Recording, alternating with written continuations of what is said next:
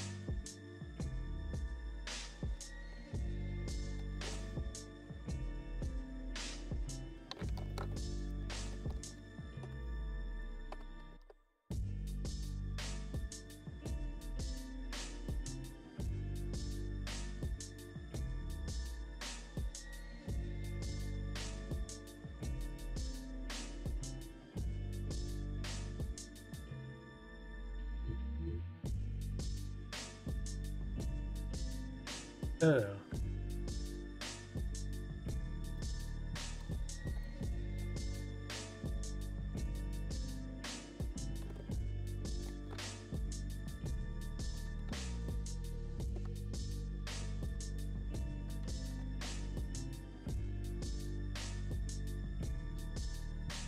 Voilà.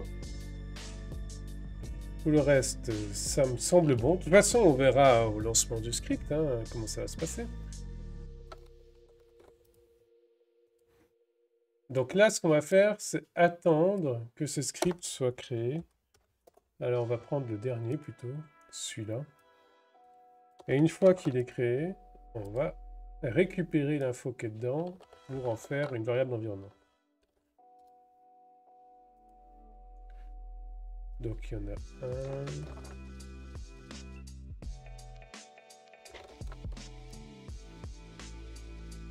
Deux.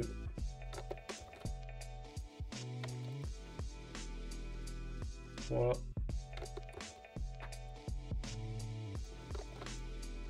Et 4.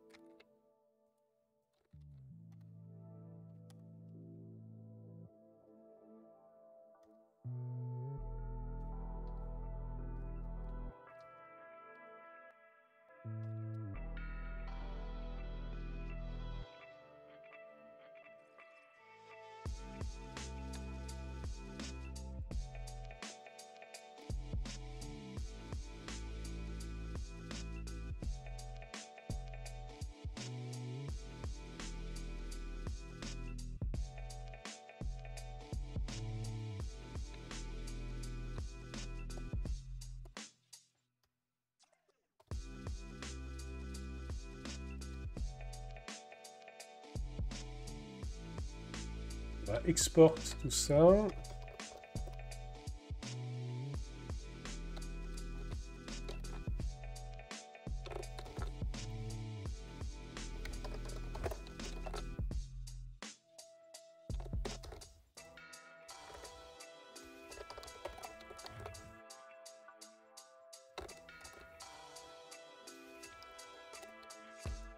Voilà. Maintenant, on va créer les mocks pour SSL, TLS. Donc pour ça, on va reprendre simplement ceux de concours.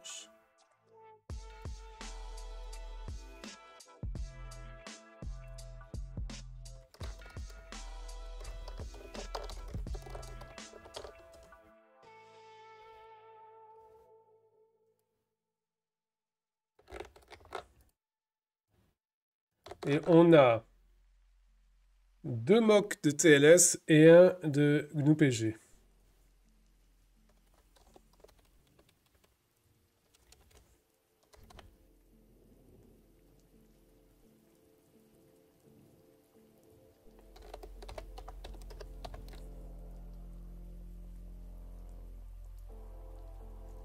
Alors, IT.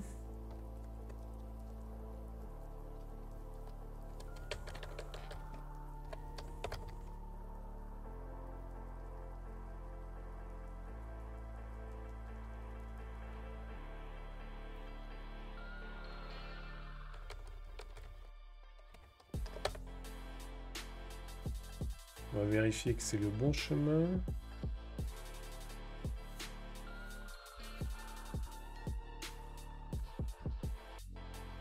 Je n'ai pas mis de montage. On va en mettre un du coup.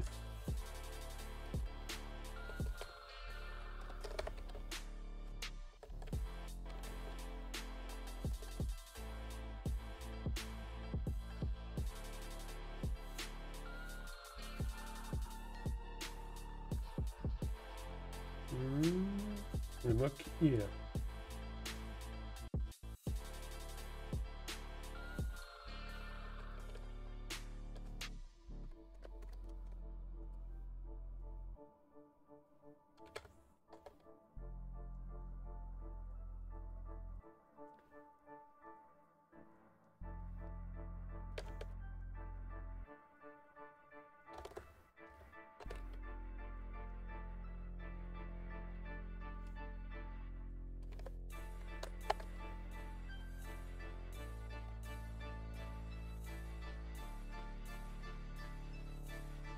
Toujours hein, pour la musique, vous me dites qu'elle est trop forte.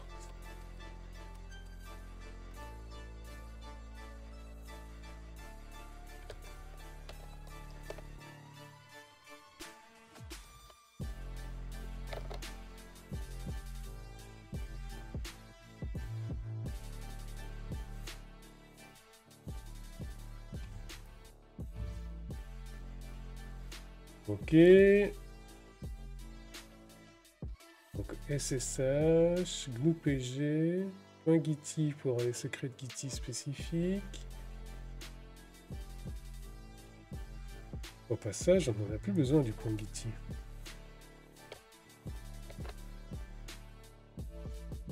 Vu qu'on fait tout par variable d'environnement.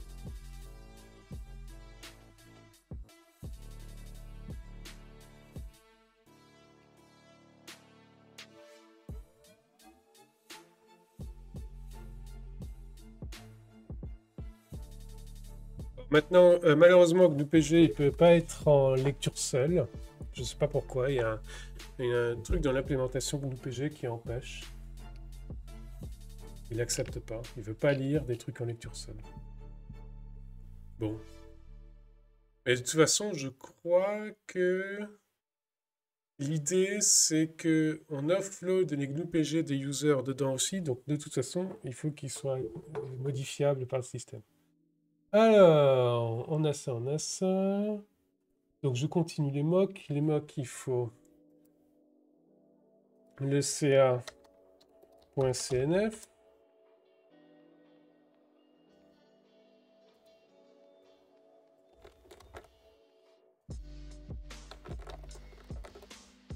On a le TLS CERT.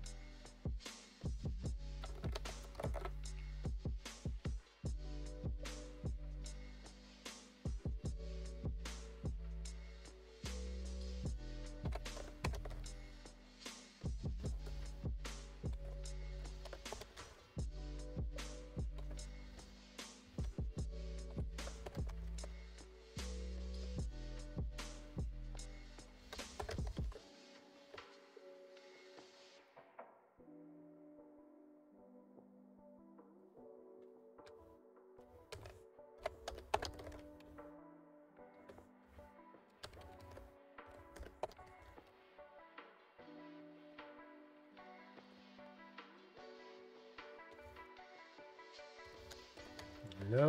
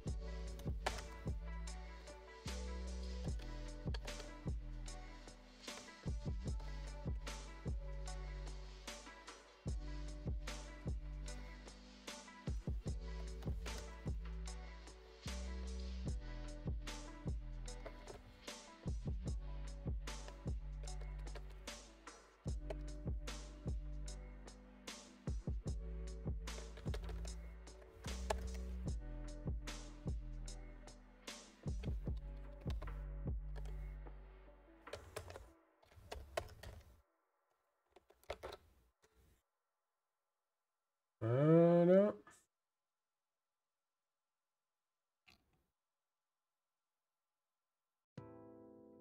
Ensuite, TLS-CERT-DB.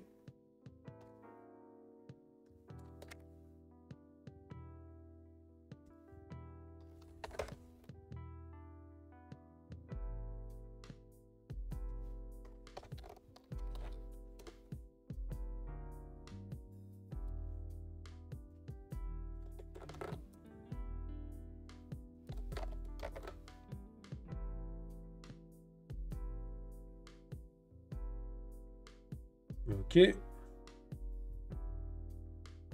Et enfin, le petit nouveau GNU-PG Keys.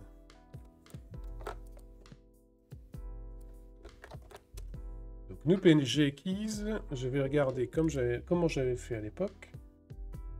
Ah oui, ça c'est pour plus tard.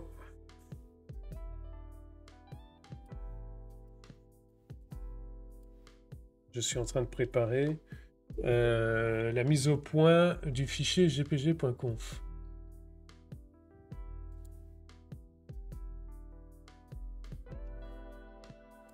Et ça a planté.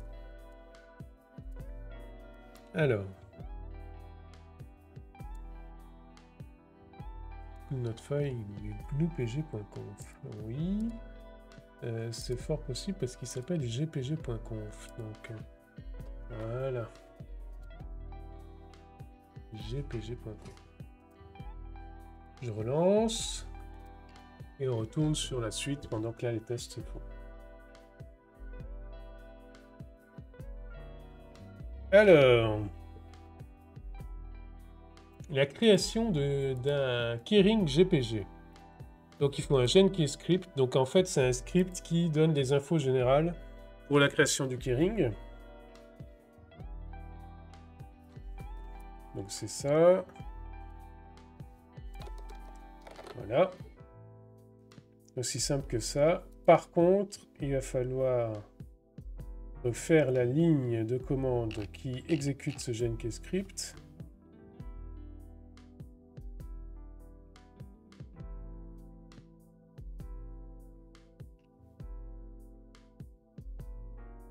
Et en fait, ce que je fais, ouais, il faut que je le fasse en 2 temps. Parce que ce que je fais, c'est une clé master et des clés enfants. L'idée étant qu'on ne monte que la clé enfant et pas la clé master pour pouvoir faire une rotation de clés. Mais pour les tests, là, il n'y a pas besoin de tout ça. C'est pour l'implémentation générale. Pour l'implémentation générale, il faut que votre... c'est valable pour TLS aussi. Il faut que votre couple clé-certificat racine, donc le point de départ, soit hors de votre infrastructure. Et il n'est utilisé que pour révoquer des couples clé-certificats intermédiaires qui, eux, peuvent donc être dans l'infrastructure pour pouvoir bénéficier de toutes les automatisations. Mais eux ne peuvent être qu'intermédiaires. Il faut que la racine de votre chaîne de confiance soit hors de l'infrastructure. Et c'est valable pour GPG et pour TLS. C'est encore plus valable pour TLS, en fait. Parce que TLS n'admet qu'une racine, alors que GPG, vous pouvez avoir plusieurs racines. Vous pouvez faire signer votre clé intermédiaire par plein de clés routes. Mais, bon, donc pour des raisons de simplicité, là, on va faire signer qu'une seule fois. Et il faut que cette clé d'origine soit hors de l'infrastructure. Planqué, caché, avec un partage secret de Shamir sur la partie privée, etc. Voilà.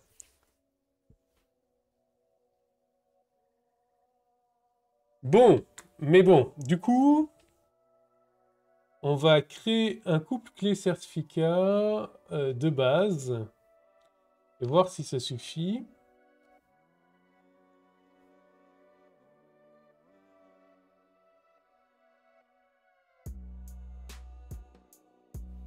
Bon, allez.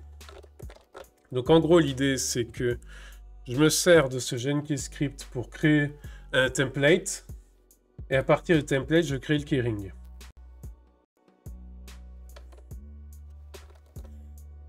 Donc bash qui va créer le template.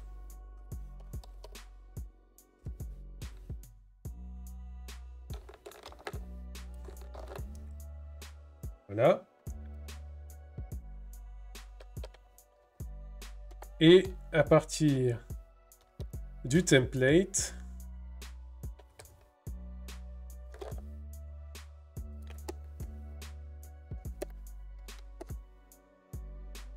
donc le multiline, hop, normalement ça devrait marcher comme ça. On crée le keyring. /tmp. Et nous, on veut monter notre keyring là-dedans.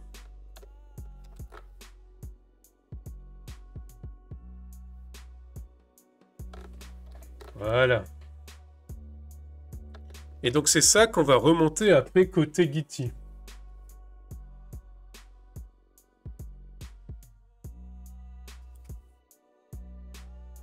Bon, alors, les mocks sont bons.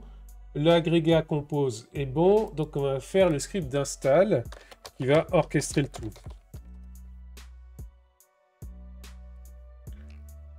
Donc pas hyper compliqué. On reprend ce qu'on a fait pour concours par exemple et on va adapter. Alors, on a Gitty Web à prendre.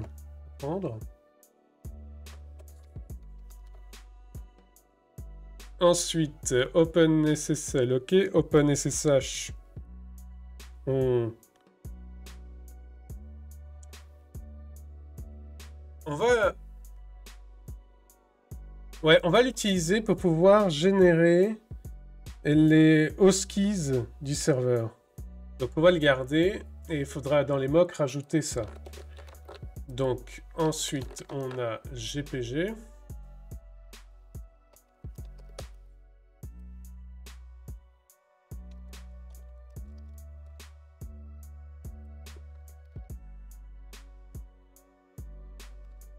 Et est-ce qu'on a besoin de compile? On va voir après ça.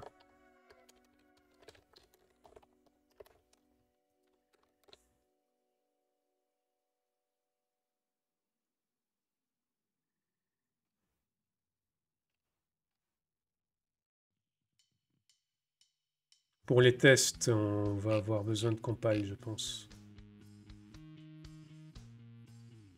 Donc on va le laisser. Alors, on avait dit qu'on rajoutait le mock SSH. Donc on va prendre SSH... c'est pas là. Le mock, il est là. SSH...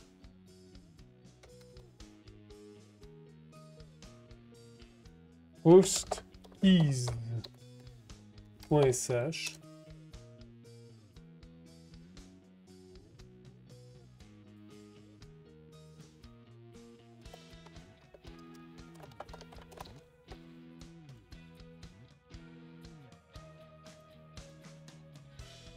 SSH hostkeys.sh. Et dedans, on va mettre ce qui est nécessaire pour générer des hostkeys. Alors, ça, on est où, là? Ça a l'air de bien se passer.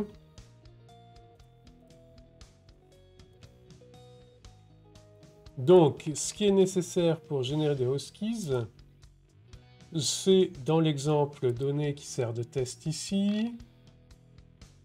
Voilà. RSA, ECDSA et ED25519.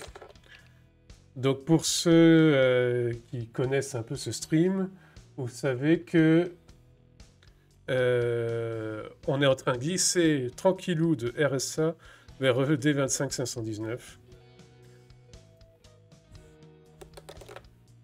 Alors, on va mettre quand même le header bash correct, qui est celui-là.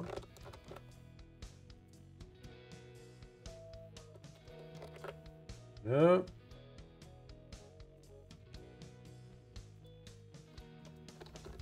Voilà. On va laisser dans TMP Hostkeys et on montrera TMP Hostkeys. Ça sert à ça aussi de faire des tests. On a la doc. Là, je retrouve tranquillou les lignes de commande des tests. Ça fait doc.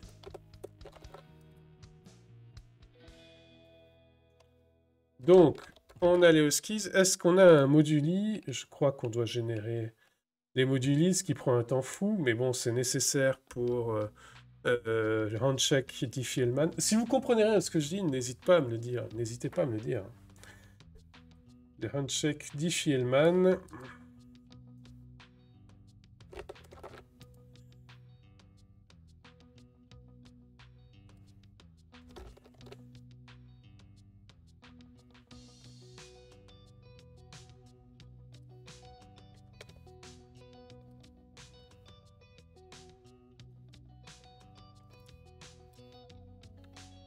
Ok, donc on va mettre SSH pour garder un semblant de syntaxe, car j'aime bien la syntaxe.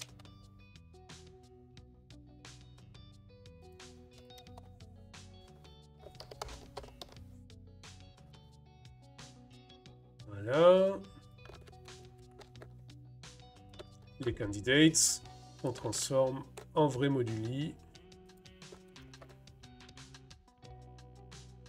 Ah, c'est là que j'aurais dû mettre SSH moduli. Et lui, le laisser là. Hop. Ok. Donc les moduli, c'est pour diffie-Hellman. Diffie-Hellman, c'est... J'ai déjà fait sur ce stream l'algorithme diffie-Hellman, le protocole d'échange qui permet de faire une clé symétrique à partir de clés asymétriques sans faire circuler la clé symétrique sur le réseau. Donc c'est extrêmement intéressant pour SSH et pour toutes les connexions de manière générale. TLS aussi utilise diffie-Hellman. Donc si vous voulez que je vous réexplique, n'hésitez pas. Alors, on va changer aussi les noms là. C'est Gitty. On va mettre l'OPG tout simplement.